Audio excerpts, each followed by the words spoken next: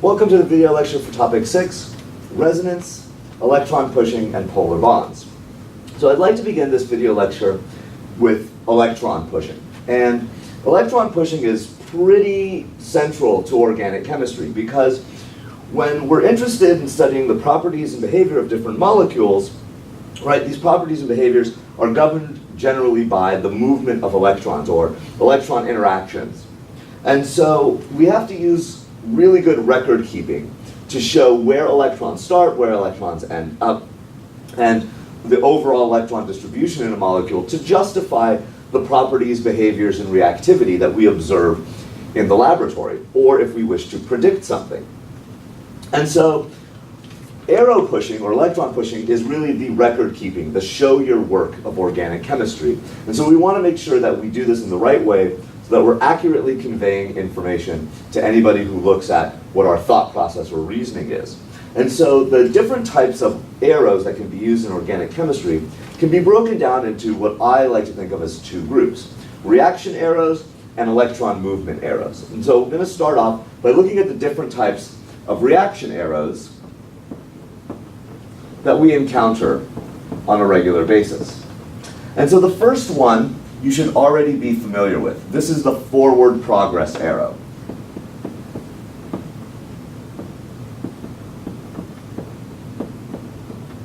Or you can think of this as the makes it arrow. So this type of arrow is used to show some sort of chemical reactivity or change in a chemical species that is not a reversible process. So for example, we could have molecule A plus molecule B combined to make molecule C and molecule D. So a real world example of this, we could have this alkyl halide plus some alcohol, and those two would go to make an ether plus some sort of salt, right? So the forward progress arrow, this one you should be familiar and very comfortable with. The opposite of this forward progress arrow is the retrosynthetic arrow.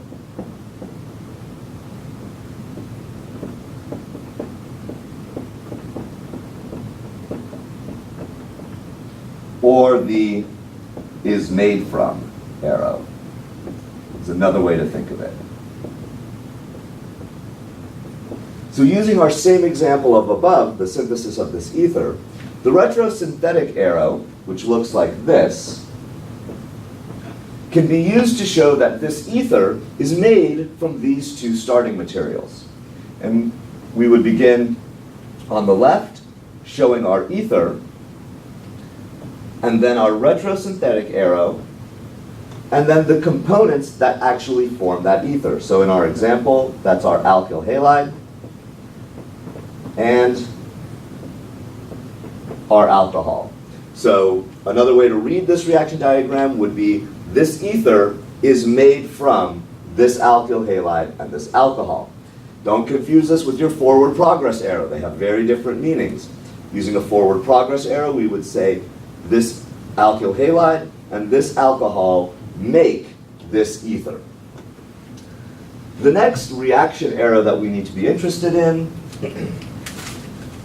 is the equilibrium arrow, or the reversible reaction arrow.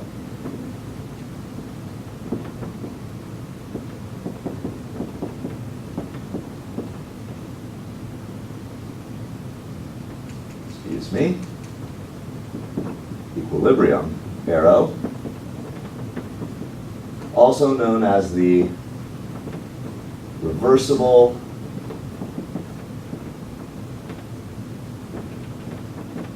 reaction arrow. Now the equilibrium arrow or reversible reaction arrow shows that the chemical process, the chemical transformation that's being displayed can go back and forth between the two states. An example of that would be an acid-base reaction. So we can take here a simple carboxylic acid, and we can take a base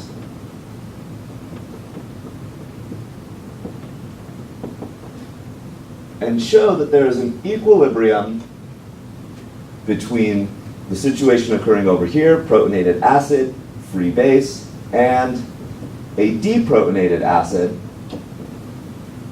and a protonated base.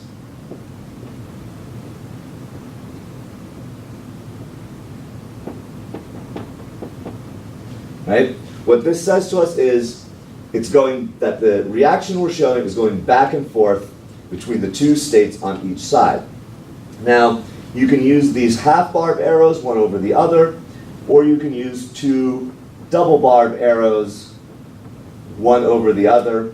You can make one longer or shorter to indicate which side of the equilibrium is favored.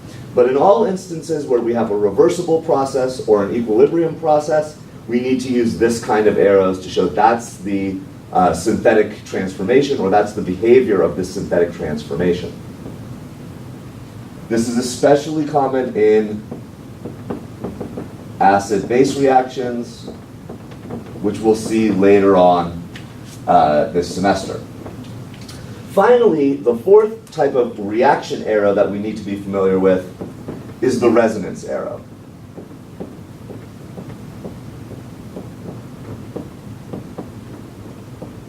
Now, the resonance arrow is used to indicate that the two molecules on both sides of the arrow are the same molecule. They have the same atomic connectivity. However, the electron distribution between those two forms is very different. And this is how this arrow pushing ties into topic 6. So an example of that would be if we take dimethylformamide, we can have one Lewis structure that looks like this. It is in resonance, we would say, with another Lewis structure that looks like this.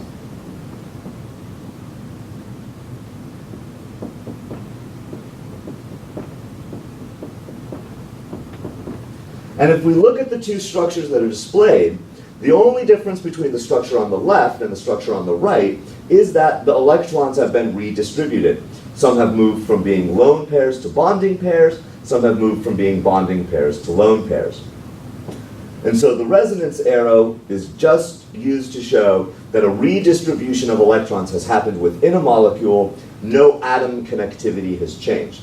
The atoms are still connected to each other in essentially the same pattern on both sides of the arrow. The only difference is how we distribute electrons within that atom framework that we start with. And again, the confusion often comes between the equilibrium arrow and the resonance arrow. They have very different meanings. If I were to use an equilibrium arrow, I could not just redistribute electrons. There also has to be a redistribution of atoms. So examples 1, 2, and 3 all involve the redistribution of an atom, of atoms, whether it's our forward progress arrow, our retrosynthetic arrow, or our equilibrium arrows. We're always showing a redistribution of atoms and electrons in examples 1, 2, and 3. But in arrow type 4, the resonance arrow, there's no redistribution of atoms. There's strictly only redistribution of electrons. So let's go on now and look at our electron arrows. So for our electron arrows, or more appropriately our electron movement arrows, we have two types. We have 2 electron movement and 1 electron movement. Now, unlike reaction arrows, which are always have a straight part to them and then a head, electron movement arrows have a curve to them. And so you'll typically hear this also known as curved arrows or curly arrows, right? These all mean the same thing, but it specifically refers to the movement of electrons. So for a 2 electron arrow, there are 3 instances that we're going to see, right? We can have, our first instance is electrons moving from an atom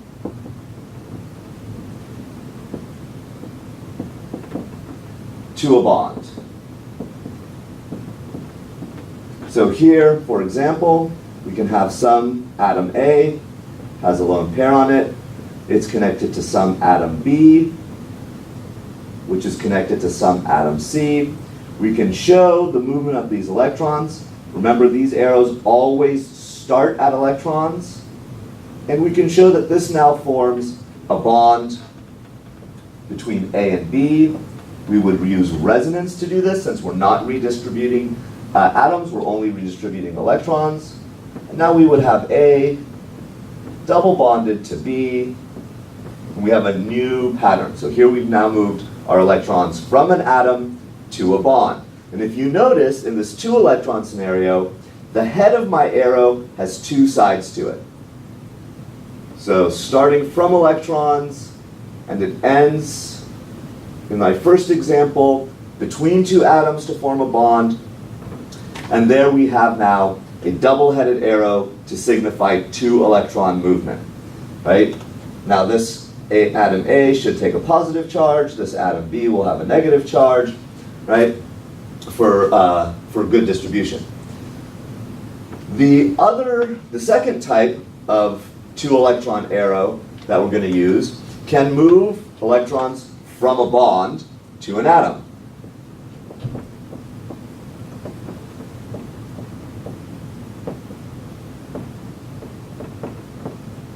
So if we take our example from before, here we have A going to B, going to B, connected to C. And now we can show that reverse movement from what we have above. Again, my arrow begins where the electrons are in the bond, and now I'm going to move them to this atom A. There's a curve to my arrow, and the head of my arrow has 2 sides to it, or 2 bars. Again, this is a resonance type movement, and so here, my new resonance structure would be A connected to B, connected to C. Now, however, there's a lone pair at A. And so that's the first 2 examples, moving from an atom to a bond, or moving from a bond to an atom. There is a third scenario where we can move from bond to bond.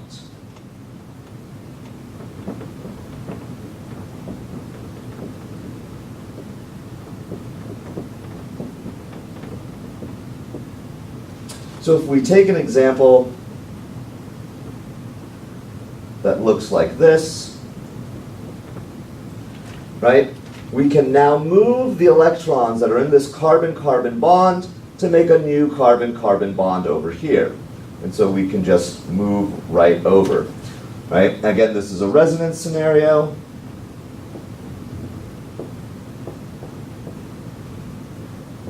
And my positive charge moves accordingly with it. So the 3 types of electron movement we have from atom to bond, as we've seen in example 1. Again, taking this lone pair on an atom, using it to create a new bond. Example 2, moving from bond to an atom, taking the bonding pair in this double bond, one of them, and moving it to a single atom. Or moving from bond to bond, where here I have one double bond on the left 2 carbons, and I can use one of those electron bonding pairs to create a different double bond, as demonstrated here in this structure. So these are the 3 types of electron movement that we're going to see. Now I've only shown them here in terms of resonance structures. However, these same rules apply when we get to reaction mechanisms as well. The last type of arrow that we need to talk about is the 1-electron arrow.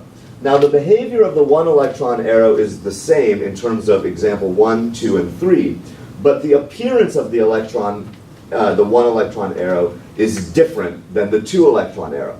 The 1-electron arrow always begins with a single electron or a single electron in a bond. It is also curved, but it only has 1 barb at the head. It is called a single barbed arrow, or more commonly a fishhook arrow, right? So whenever we're only moving a single electron, and this is going to come into play much later in the term, when we talk about radical chemistry, we use a fishhook arrow to designate that only one electron is moving at a time. These three examples are 2 electron arrows that we've seen so far. Those are going to be the most common that we interact with, but we will see single electron movement, and for that we use a fishhook or single barbed arrow. So now that we know how to appropriately depict the movement of electrons in a molecule or between 2 molecules, we can begin to talk about resonance.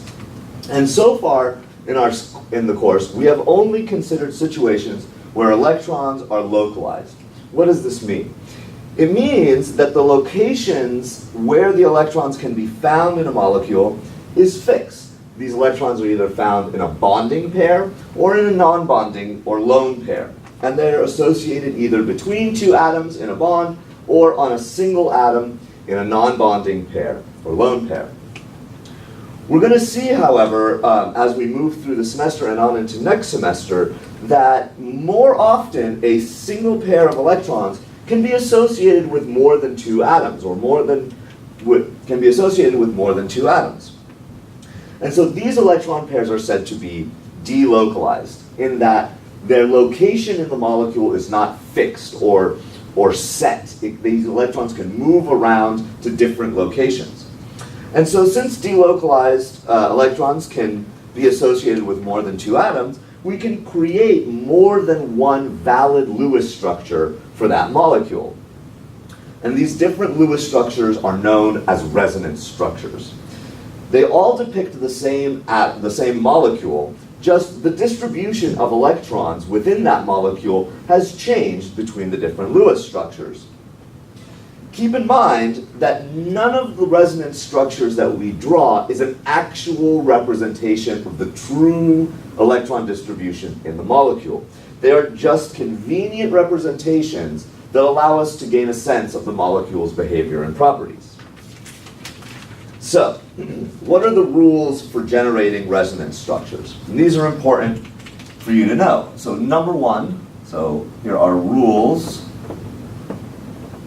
for resonance structures. Number 1, atoms never move, only electrons.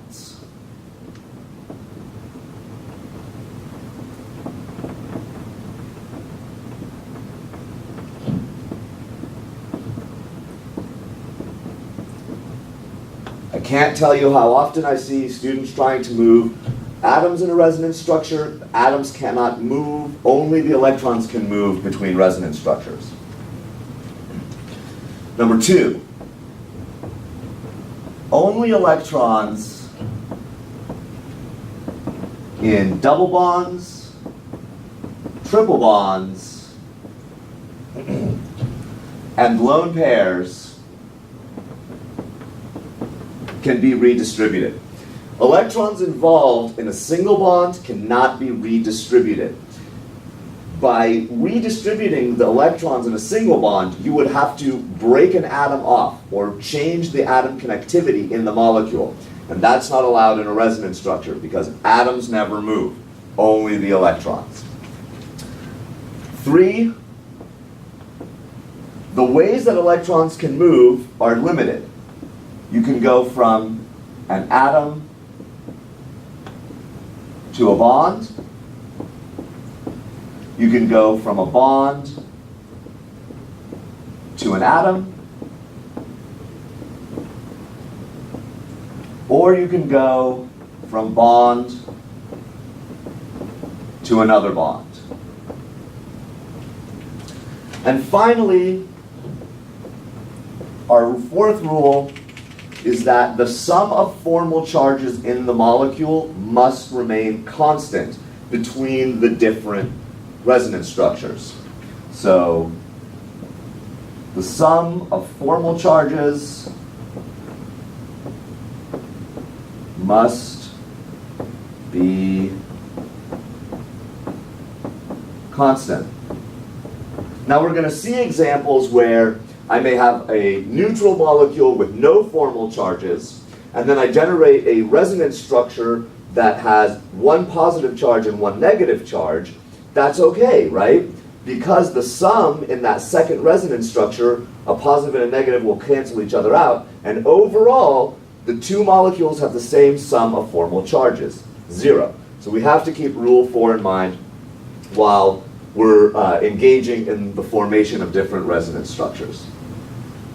So those are the rules for generating resonance structures. What then are the steps for generating resonance structures? So now our steps for generating resonance structures go as follows. And I'm going to do an example while I go through these steps to show how they are implemented. So first, we draw a valid Lewis structure. Start with a valid Lewis structure. I'm going to choose I'm going to choose formamide. And so here is a valid Lewis structure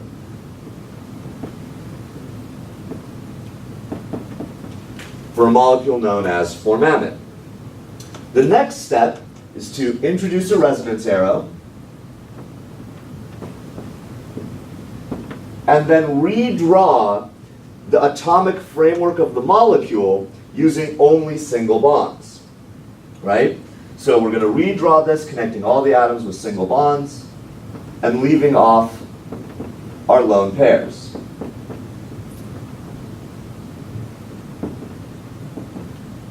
Excuse me. Leaving off our lone pairs. So here now we've redrawn this valid Lewis structure. We're going to take a step and look up here and see how can we move electrons around. Well, only the electrons in a double bond, a triple bond, or a lone pair can move. And we have to keep full octets, and we have to keep the same bonding pattern. So I can start with the electrons lone pair here on nitrogen, draw a curved arrow to show that I can create this new bond between the nitrogen and the carbon potentially. That would generate a carbon that has 5 bonds to it, no Texas carbons. But I can take the electrons in this double bond, I'm allowed to move electrons in a double bond, and push them up onto the oxygen atom, right? Now, and then redraw that electron distribution onto my new framework. So here now I have lost a nitrogen lone pair, created a nitrogen-carbon double bond. I have lost a carbon-oxygen double bond and put a new lone pair onto that oxygen. The next thing I need to do is work out my formal charges. So now, looking over this molecule, I have 4 bonds to nitrogen, formal charge of +1. I have 1 bond to oxygen and 3 lone pairs, a formal charge of -1. And keeping in mind my rule 4 over here for generating resonance structures, my overall formal charge, my sum of formal charges on this new resonance structure is 0, the same as it was on my initial resonance structure that I drew. And so then we go on to step 3, repeat, if possible. So again now, I'm going to draw a resonance arrow. I'm going to redraw my framework using only single bonds.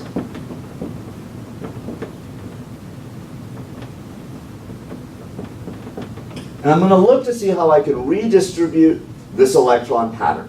And so really, I see that if I try to bring down this lone pair from oxygen and then break this carbon-nitrogen double bond, I would end up with my original resonance structure, and I'd like to find something new. What I can do, though, is move that double bond, carbon-nitrogen double bond, and I can go from bond to atom using rule 3. So I can now take one of the electron pairs in that carbon-nitrogen double bond and redistribute them onto the nitrogen atom. My new Lewis structure would look like this when I redistribute my electrons.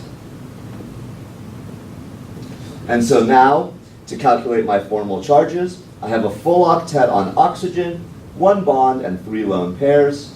That's a formal charge of -1. My nitrogen, I have 3 bonds and 1 lone pair. That's a formal charge of 0. And since I took away 2 electrons from that carbon atom, I have 3 bonds, no lone pairs at this central carbon atom, and it would have a formal charge of +1. Again, this Lewis structure has the same sum of formal charges as my second Lewis structure and as my first Lewis structure. They're all 0. And so this is how we go about generating resonance structures. Start with one valid Lewis structure, redraw it using only single bonds, use curved arrows to redistribute your electrons, draw the new pattern. Draw a new Lewis framework with only single bonds, use curved arrows on my second, redistribute electrons, put them in, and add my formal charges. And we keep doing this until we run out of different unique Lewis structures that can represent the resonance structures of this molecule, right? With time, you'll be able to quickly recognize on your own when that process is complete, but for now, you should continue to try and draw new resonance structures, as many as possible for every single molecule that you're asked to do so, and for as many practice problems as you can withstand. So let's look at a couple of more examples. So we'll start with nitromethane. So we start with a good Lewis structure.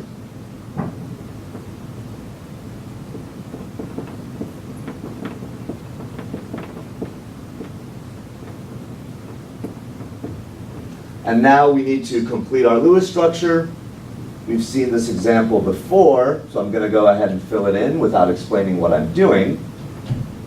You should go back and review bonding patterns, formal charges, structural formulas, to see how that electron distribution starts out. Now, to make our next resonance structure, we're going to get our resonance arrow in there and draw out our framework using only single bonds.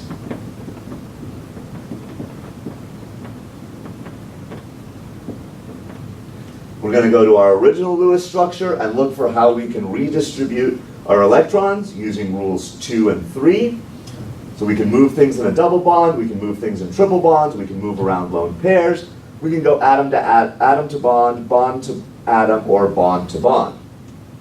And so the first thing I'm going to do is I'm going to try to move around this negative charge. So I'm going to take one lone pair, move from atom to bond. This would create a scenario where I have 5 bonds around nitrogen. That's not allowed.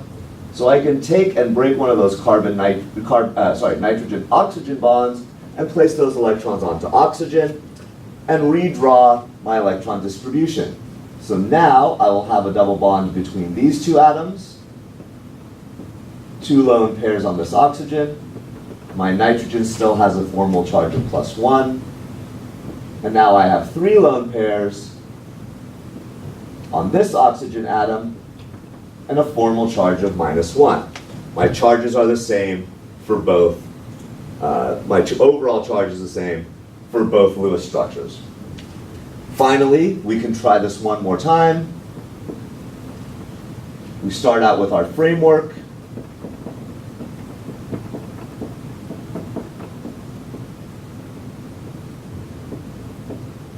We look to our previous structure and see how can we redistribute electrons. The only way to do that without recreating my original structure is to take the electrons in this bond and put them onto that oxygen atom. Let's redistribute all of the electrons onto our new resonance structure.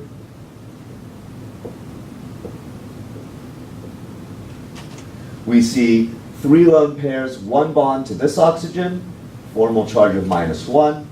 3 lone pairs and 1 bond to this oxygen, a formal charge of -1. And we should calculate out the formal charge for nitrogen because it violates the octet rule. So if our formal charge for that nitrogen is going to be equal to the number of valence electrons minus the number of bonding pairs minus the number of non-bonding electrons. And so we find that our formal charge here is +2. And if we look now, compare all the formal charges in all three molecules, we see the sum is the same. 0 for our first one, 0 for our second one, and 2 positives and 2 negatives give us 0 for our third example as well. Let's look at one more example. So here we're going to take the conjugate base of acetic acid. We start off with one Lewis structure. Here we have a negative charge on oxygen. We draw a framework using only single bonds. We look to redistribute the electrons in our initial structure. I can move that lone pair to make a new carbon-oxygen double bond. That would create a situation of 5 bonds to carbon. I can't move atoms, but I can move electrons. So I can use the electrons in this double bond up to oxygen. Draw that redistribution of electrons on my new Lewis structure.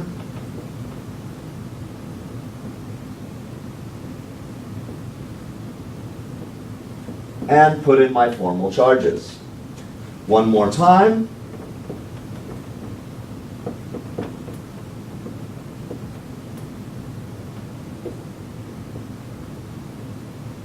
And let's redistribute the electrons here. If I start up from one of the lone pairs in this oxygen and try to push down, I'm going to find myself back at this original structure when I break the double bond. So instead, I'm just going to move the electrons in the bond back to that oxygen atom. Draw in my redistributed electrons. And add in my formal charges. Pretty straightforward process. Drawing out potential resonance structures, or all possible resonance structures, is something you're going to be asked to do frequently, both in Chem 201 and in Chem 202, when we look at reaction mechanisms that involved any charged intermediate. So for example, this is a charged intermediate. There's a single charge, an overall formal charge on the entire molecule that is greater than or less than 0, but not 0. And so we're going to need to be able to draw all possible resonance structures. And learning how to do that now will make life a lot easier down the road. So now that we know how to move electrons around and we know how to create different resonance structures for a molecule, we need to think about what makes a resonance structure good or bad. So we're going to start off with an example, diazomethane. So diazomethane has the following structure.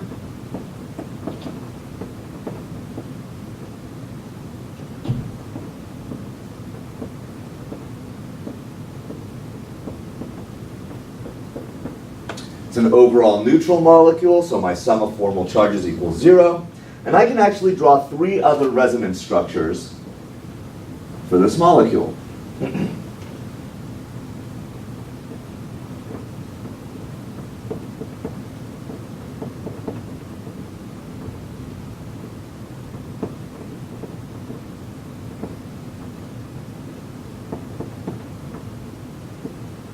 There's one.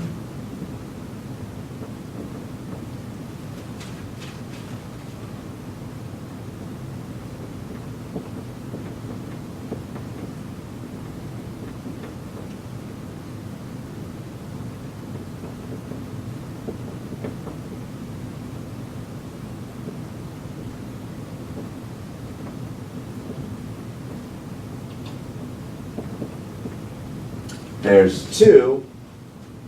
And finally,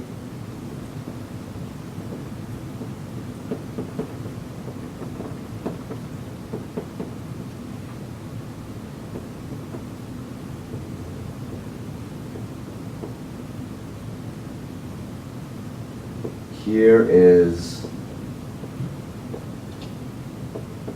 3. And I encourage you to sit down and work your way through each of those resonance structures and see how you can use curved arrow notation to depict the change in electron distribution between them. So what are we looking for, or what qualifies a resonance structure as good or bad? Well, we're looking for certain features in it. So first and foremost, the first feature we're looking for is full octets.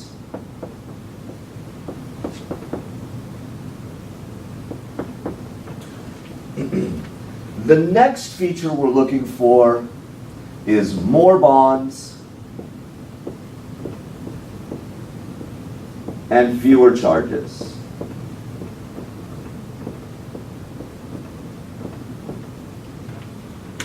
And then the third feature, right? Third feature we're going to look for is that negative charges are on the most electronegative atom. And finally, we want to ignore resonance structures with higher charge magnitude.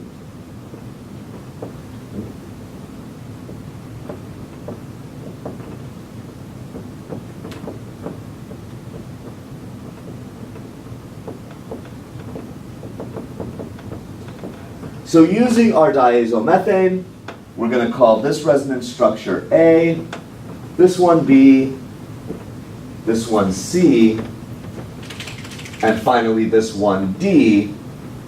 Let's evaluate which of these are good and bad using these 4 features.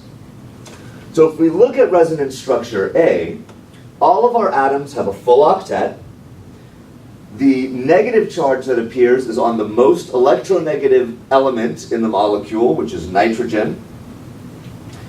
And we have good charge distribution in that our positive charge and negative charge are as close to each other as possible. So A is fantastic. If we look at B, we again have full octets on every single one of our atoms. However, we now have our negative charge on the carbon atom, which is less electronegative than nitrogen. So B is not quite that great. It's good, but it's not as good as A. So if I were ranking these, I would say A is the best, and B is a little bit worse. I'm going to skip over and look at D for just a moment. D now gets into another problem. We don't have a full octet on this carbon atom, where we do have full octets on A and B for all atoms. So while we have a full octet on both nitrogens, we are lacking an octet on that carbon atom. So D is a little bit less good than than B. So ranking these, D would come next. And then finally, if we look at C, we find that guideline 4 is not really being invoked here, in that we have a very large charge magnitude on the nitrogen. We have a charge of +2. Every other resonance structure only has single charges. A negative charge, a positive charge. A negative charge, a positive charge. A negative charge, and a positive charge. Whereas in resonance structure C, we have a negative charge, and a 2+ positive charge. So we have this higher charge magnitude in this resonance structure, and so we should completely ignore C. But if asked to rank it, C would be the worst of those. So A is the best, B is good, D is okay, and C is bad. We don't usually use these descriptors. The way we would really describe this is that A is our major contributor, B is a minor contributor, D is a minor contributor, and C does not contribute to the overall resonance picture, right? We can make a Lewis structure that fits most of the rules, but again, this higher point charge or this higher magnitude charge on the central nitrogen means we should really ignore C altogether. And in fact, you will be frequently asked to rank a set of resonance structures or designate which resonance structures are major or minor contributors to the resonance hybrid. All right, let's do one last example. So let's return to our four-mammoth example that we've seen earlier in this lecture. So if you recall, the three resonance structures that we can draw for this molecule are a neutral form,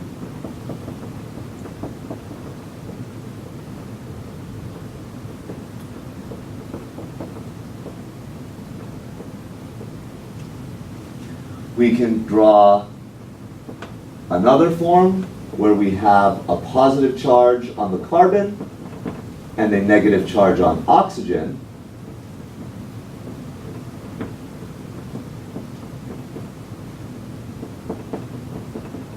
And then finally we can draw a third resonance structure where we put that positive charge onto nitrogen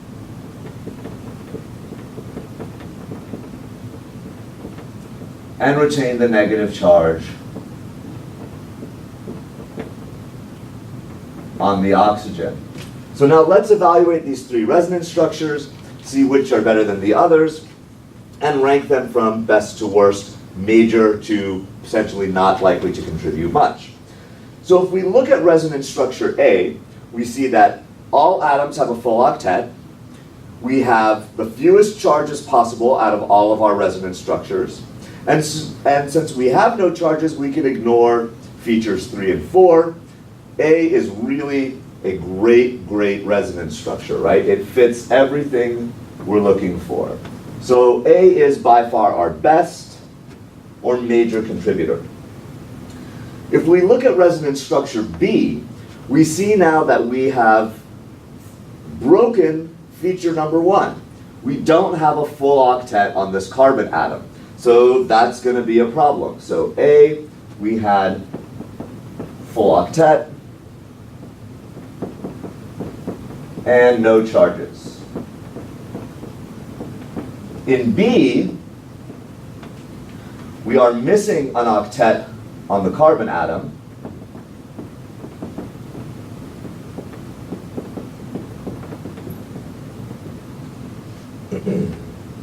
And we now have introduced charges, so it's got more charges than A, so it's not going to be as good.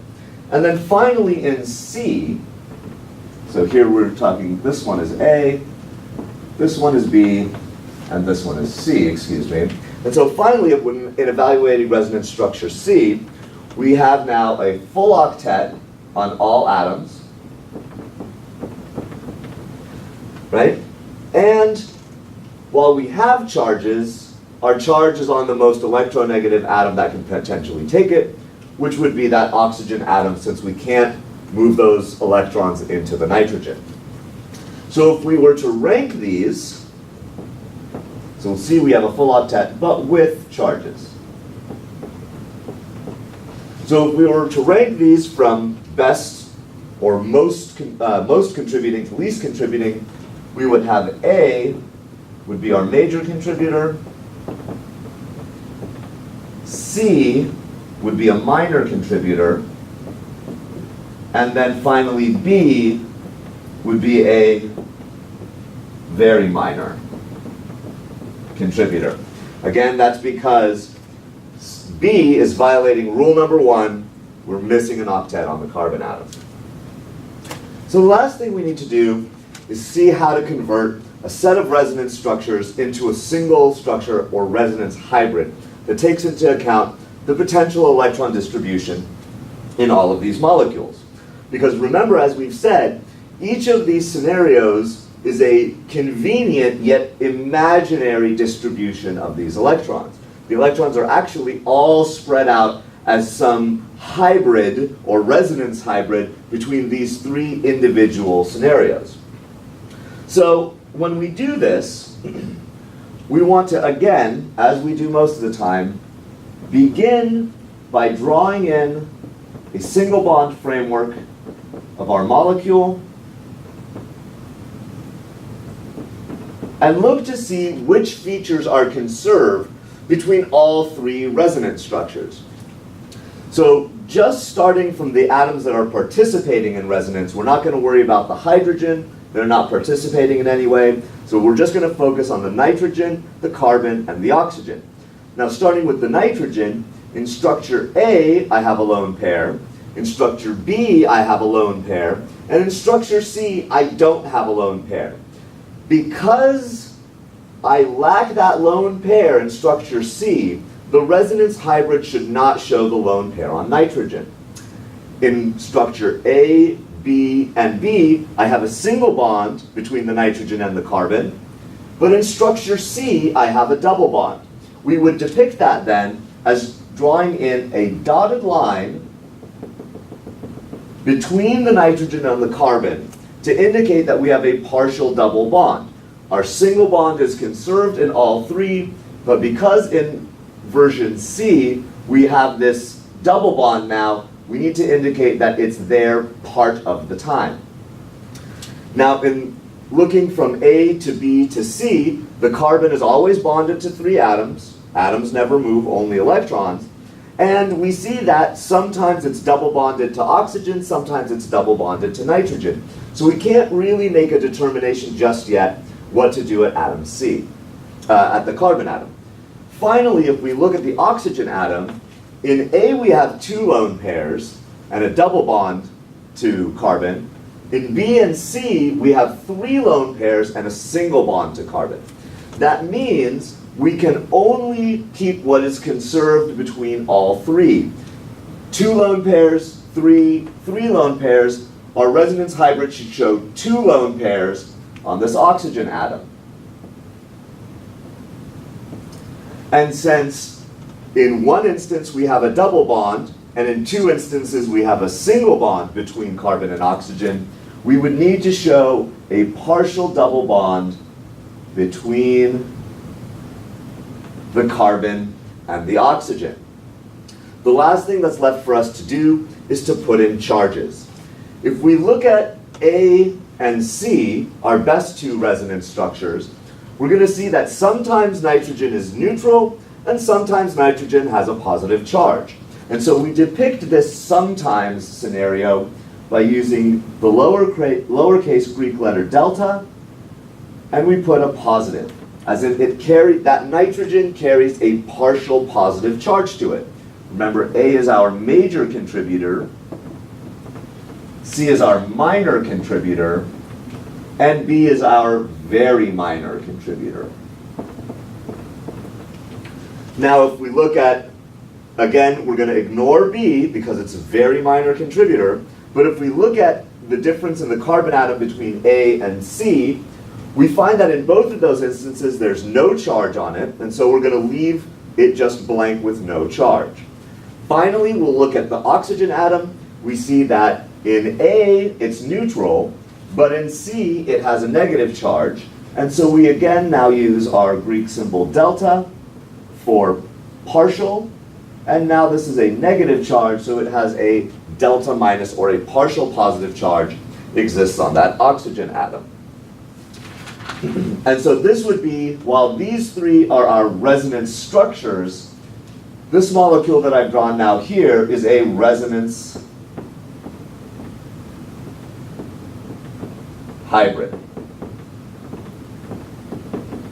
It is a hybrid between the three possible scenarios, or a conglomeration, or an averaging, so to speak, of the three possible scenarios that we saw up top. The ability to draw good resonance structures and to use clean arrows to depict electron movement are the foundational hallmark of the study of organic chemistry. We're going to be pushing arrows all semester and next semester. We're going to be drawing resonance structures all of this semester and all of next semester. So I encourage you to get a lot of practice in on this. and really develop your skills with it. One quick comment about polar bonds and the end of the worksheet for topic 6. This is important information for you to know. The values that are come up there for partial positive, partial negative are based on computational calculations. It is not possible for you to generate those kinds of like delta minus 0.44 or plus 0.44, right? So those kinds of things must come from calculation. You will not be asked to assign a value to a partial charge, but you will be asked to assign a sign, positive or negative, to a partial charge by evaluating resonance structures. All right, I hope you've enjoyed this video lecture. As always, if you have any questions, please feel free to bring them up in conference, lecture, office hours, or stop by and make an appointment. Thank you very much and have a great night.